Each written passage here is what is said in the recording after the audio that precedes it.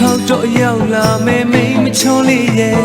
မတော့ပွင့်တဲ့ရဲ့ကိုလေးတွေးဆွေးမိတယ်အပြုံးကလေးနဲ့မသိသလိုကွယ်လှမ်းသွားရဲ့တဲ့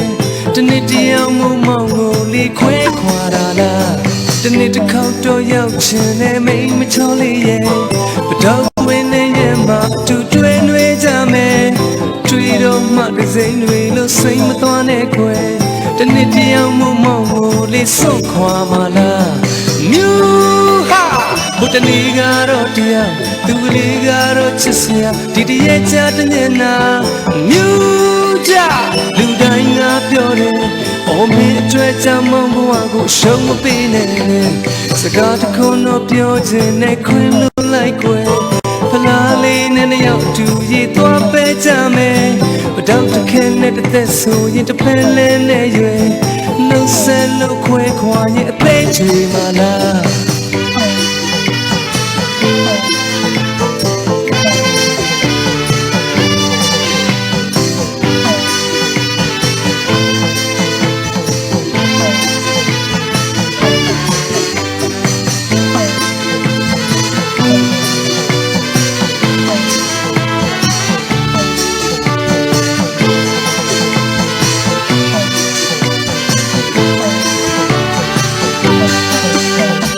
တနေ့တစ်ခေါက်တော့ရောက်လာမယ်မိမချောလေးရဲ့မတော့ပွင့်တဲ့ရဲ့ကိုလေးတွေးဆွေးမိတယ်အပြုံးကလေးနဲ့မသိသလိုကွယ်လှမ်းသွားရဲ့တဲ့တနေ့တယောက်မို့မောင်ကိုလေးခွဲခွာတာလားတနေ့တစ်ခေါက်တော့ရောက်ချင်တဲ့မိမချောလေးရဲ့မတော့ပွင့်တဲ့ရဲ့မှာအတူတွဲနှွေးကြမယ်တွေ့တော့မှတစိမ့်တွေလို့စိမ့်မသွားနဲ့ခွဲ